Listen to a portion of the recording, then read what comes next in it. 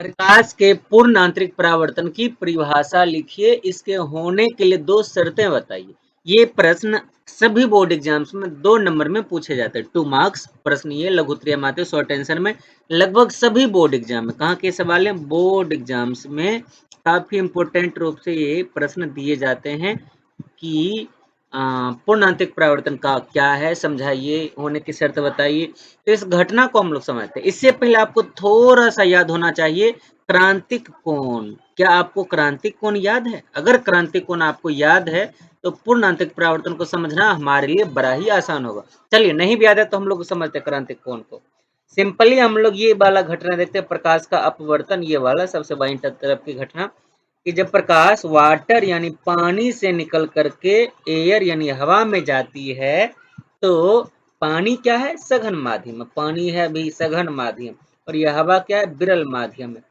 तो जब पानी से हवा में जाती है यानी सघन से विरल में जाती है, ये प्रायः अभिलंब से क्या होती है? ये दूर हट जाती है, अभिलंब से दूर हट जाती है। और जिसके लिए हमारे पास क्या है? अभी आपतन कोण है θ1 और अपवर्तन कोण है θ2। ये तो बड़ी सिंपल सी घटना है, इसमें कोई शक वाली बात नहीं है, ठीक है। लेकिन जब हम लोग इस θ1 का मान, ध्यान से सुनिएगा, जब हम लोग इस θ1 का मान धीरे धीरे बढ़ाते जाते इधर की तरफ, जब हम लोग θ1 का मान लगातार बढ़ाते जाते हैं, तो ये जो है नीचे की तरफ झुकते जाते हैं, नीचे की तरफ झुकते जाता है। नीचे झुकते झुकते एक ऐसा समय आता है जब ये जो रिफ्लेक्टेड रे है, ये रिफ्रैक्टेड रे है, सॉरी रिफ्लेक्टेड नहीं, गलत लिखा गया यहाँ पे, ये जो रिफ्रैक्टेड रे है, ये एक समय इसके बिल्कुल इस प्रकार से निकल जाता है, यानी कि हमारा ये जो θ2 है ना, इसका मान 90 डिग्री हो जाता है। तो क्या होता है? अगले पिक्चर में देखिएगा ध्यान से, वो वाला केस हमारे इस वाले केस में, दूसरा डायग्राम, आपतित किरण इधर से गई और ये जो अपवर्तित किरण ये एग्जैक्ट इस लाइन से होकर के गुजर गया, यानी कि θ2 का मान हमारे लिए 90 डिग्री। यहाँ से देखिएगा, मैं बना रहा हूँ, मैं एंगल खींच रहा हूँ, θ2 का मान कितना हो गया है? अगर 90 डिग्री, तो उस कंडीशन में जो आपतन कोण होगा उसी को θc यानी क्रिटिकल एंगल, क्रांतिक कोण कहते हैं। परिभाषा सुनना तो सुन लीजिए। जब प्रकाश की किरण सघन माध्यम से विरल माध्यम में जाती है, तो अगर विरल माध्यम में θ2 का मान, θ2 का मतलब अपवर्तन कोण का मान 90 डिग्री हो, तो उस समय जो आपतन कोण होता है उसको हम लोग क्रांतिक कोण कहते हैं।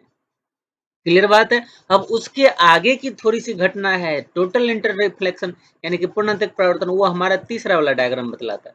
तीसरा वाला डायग्राम जिसे मैंने घेर लिया है अभी, ये है पूर्णांतरिक परावर्तन। अब पूर्णांतरिक परावर्तन क्या होता है? हमने θ1 को बढ़ा के θc तक पहुंचा दिया। अब थोड़ा सा मन किया कि θc यानी कि जो क्रांतिक कोण है ना, आपतन कोण का मान ये जो क्रांतिक कोण के बराबर था, इसको थोड़ा सा और बड़ा कर दिया जाए। जैसे ही हमने क्रांतिक कोण को, सॉरी आपतन कोण को क्रांतिक कोण से बड़ा किया, ये जो किरणें थी अभी इस जगह पर है, अभी ये जो किरणें अपवर्तित किरण इस जगह पर है, ये थोड़ा सा और नीचे झुकेगा।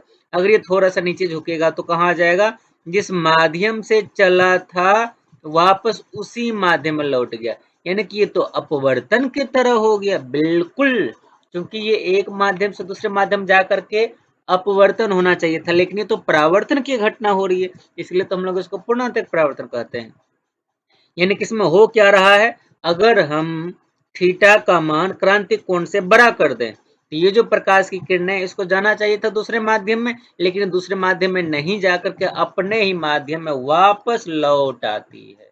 तो इसी घटना को पूर्णांतरिक परावर्तन कहते हैं। परिभाषा देखते क्या लिखा हुआ है? पूर्णांतरिक परावर्तन, टोटल इंटरनल रिफ्लेक्शन। यदि कोई प्रकाश की किरण, कहां से, ध्यान से सुनेगा, यदि कोई प्रकाश की किरण सघन माध्यम से विरल माध्यम में जा रही हो, तो आपतन कोण का मान क्या करने पर? क्रांतिक कोण से बढ़ाने पर प्रकाश की किरणें अपने ही माध्यम वापस लौट जाती है। ध्यान से सुना जाए फिर से परिभाषा। यदि कोई प्रकाश की किरण सघन माध्यम से, यदि कोई प्रकाश की किरण सघन माध्यम से विरल माध्यम में जा रही हो, तो आपतन कोण का मान क्रांतिक कोण से बढ़ाने पर क्या होता है? प्रकाश की किरणें अपने ही माध्यम में वापस लौट आती हैं, वापस लौट जाती हैं। इसे ही पूर्णांतरिक परावर्तन कहा जाता है। परिभाषा बिल्कुल सिंपल सा आसान है, आपको याद होना चाहिए, बशर्ते कि आप थोड़ा सा अपना दिमाग भी चलाओ। तो ये था हमारा पूर्ण आंतरिक परावर्तन। तो उम्मीद है कि आपको ये अच्छे से क्लियर हुआ होगा, आप इसका स्क्रीनशॉट कर लें। लेकिन सवाल में ये भी पूछा इसके होने के लिए 2 शर्तें लिखें, तो चलिए शर्त पहले बता देते तब तो 2 नंबर मिलेगा हमें।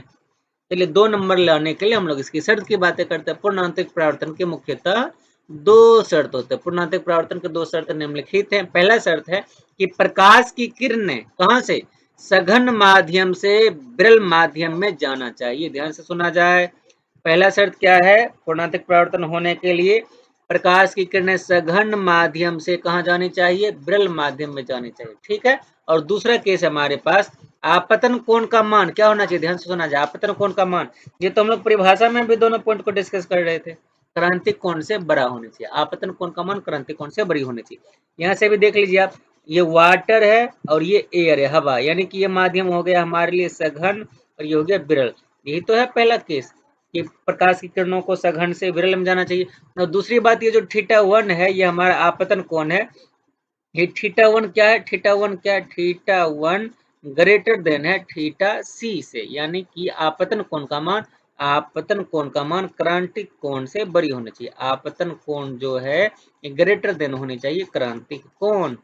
ठीक है, तो ये 2 केस थे हमारे पूर्णांतरिक परावर्तन के। आप इसका भी स्क्रीनशॉट कर लो, दोनों का स्क्रीनशॉट हो जाना चाहिए। बैक जाए थोड़ा सा, हाँ इसका स्क्रीनशॉट करना है। चलो जी, इसका हो गया तो इसका भी स्क्रीनशॉट कर लेना, दोनों आप अच्छे से याद कर लीजिएगा।